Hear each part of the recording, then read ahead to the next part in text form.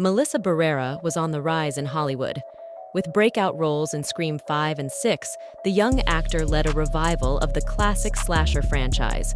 But when Barrera took a stand against oppression on social media, the industry turned on her.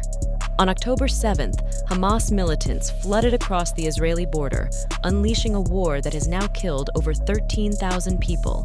Like many, Barrera used her platform to call for peace and civilian protections on both sides.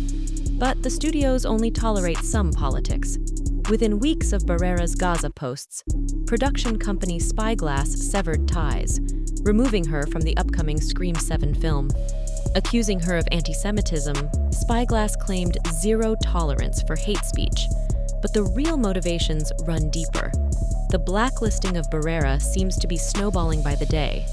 Shortly after her removal, outlets reported that Scream co-star Jenna Ortega will also not return for the 7th installment.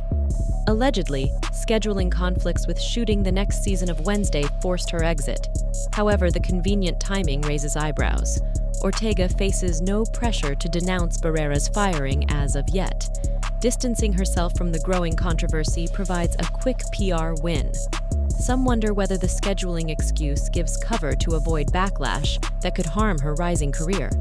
Either way, the original Scream cast continues to fray. First with Neve Campbell splitting over pay disputes.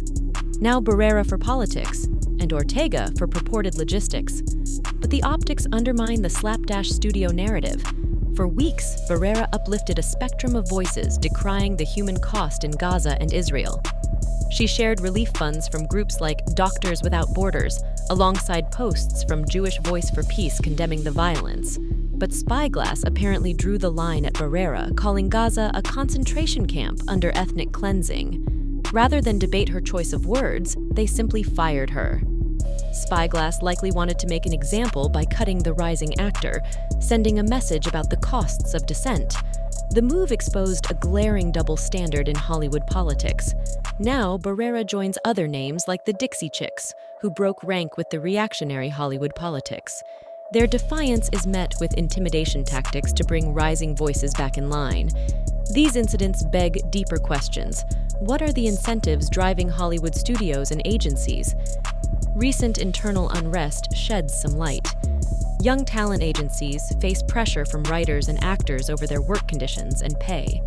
Many clients feel their agents are captured by studios who lowball creatives to pocket the profits. The huge publicity from dropping Barrera helps agencies defect attention and flex power. Likewise, for studios, they worry about losing international markets over political friction. China banned the Marvel release Doctor Strange 2 based partly on a throwaway gay reference. Studios obsess over offending any region or politician to keep content profitable. Of course, social media backlash and changing audience tastes complicate the strategy. Gen Z fans drive culture now with their wallets and attention, and they roared back against Barrera's removal from Scream 7. Outrage poured across Twitter, TikTok, and Reddit over the hypocrisy. Critics called Spyglass out for punishing basic empathy amid unthinkable human suffering. Many young fans say they'll boycott the sequel film without Barrera's character. Others praised her courage and pledged support. If the studios thought firing Barrera would intimidate her fans, it clearly backfired. It rather exposed how out of touch they are. Melissa Barrera is no isolated case in this movement. Hunter Schafer left her talent agency to stand against unfair firings. Rowan Blanchard keeps speaking out despite Hollywood pressure. And history remembers those who moved the moral needle first. By showing humanity while studios ignored oppression, Barrera etched her name into those annals. Conversations about systemic injustice, long suppressed, are finally seeing the light. But at what cost? Talented performers like Barrera see their dreams destroyed for a social media post. It's time for Hollywood to decide if it will listen to rising voices or continue punishing empathy in vain. Spyglass and Paramount face serious optics troubles on Scream 7. Will they correct course? Either way, Barrera's blacklisting could be a tipping point. Young audiences won't accept flagrant hypocrisy forever. If Hollywood keeps gaslighting talent and fans, Gen Z can and will tune them out for good. Please share your thoughts on this situation in the comments below.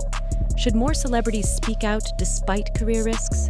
I'm interested to hear perspectives across the spectrum. Also, don't forget to like, subscribe, and click the notification bell if you want to see more celebrities content. Thanks for watching and see you next time.